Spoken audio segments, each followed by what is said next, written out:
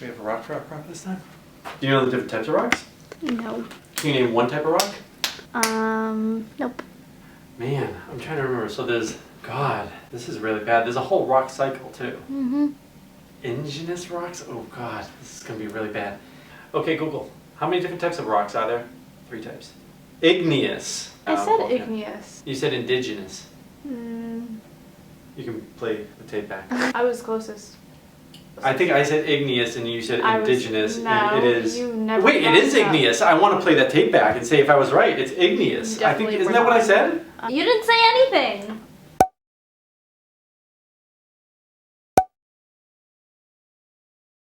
So this conversation is going to be about interviews. Interviews, I think generally speaking what you need to do in an interview is just be as natural as you can be. I think like having those stock questions is the way that everybody does it and they're really stupid. I think like having questions like, what would you say your greatest weakness is? And stuff like that are foolish questions. I think very valuable questions is why did you leave your last place? Or why are you thinking about leaving your place that you're in now? Because then that tells you exactly what it is that annoys them or what drives them to the point of quitting. And that is valuable because let's say like I remember I had an interview once and somebody said, you know, I really would, you know, I would work, I wouldn't really get praise. And I would say, well, I don't really have many opportunities to praise people. This person might not be a good fit. So you use that to figure out if the person's going to be a good fit of yours, because if they're not a good fit, it's not going to work out long term, no matter how fast they can type, how much product knowledge they have or whatever. I mean, a lot of people who come in with great experience also come in with a chip on their shoulder because they've been at other places before and they take that baggage with them. And they might already have a predetermined way to work with people that have in other departments that they have to interact with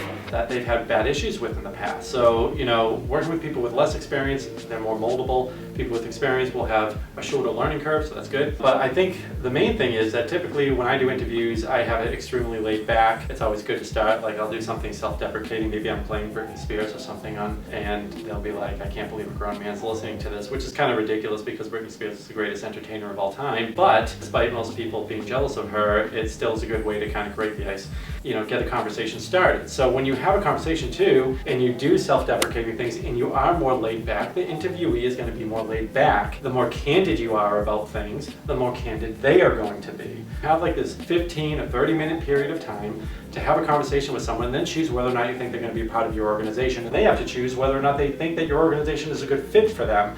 Both of those things are obviously really important and there's not really enough time to figure it out. So with the time that you have, you want to make it useful. You don't want to just put them into these cookie cutter positions on this standard list of questions. You want it to be a bit more organic because they can maybe expound and maybe say things that you'd be surprised that they're going to say that'll make you think, wow, this is going to be a hard worker, or wow, this is going to be an awful fit for our place. Thank you, have a nice day, goodbye. Also, you can use this in all of your relationships. A lot of my vendor relationships that I have, or with clients, you know, trust and communication are key, really to any relationship, even in your personal life. So being direct with them and not having that corporate feel of just delivering what's needed, protecting the company, makes people feel much more comfortable around you. And that's extremely important because the more comfortable people are, the more truthful they're going to be, the more giving of information they're going to be, and then you can take that information and you can use it as you see fit. So it's kind of a piece where honesty brings honesty. You know, when somebody talks about something awful that happened in their life, you then feel more comfortable about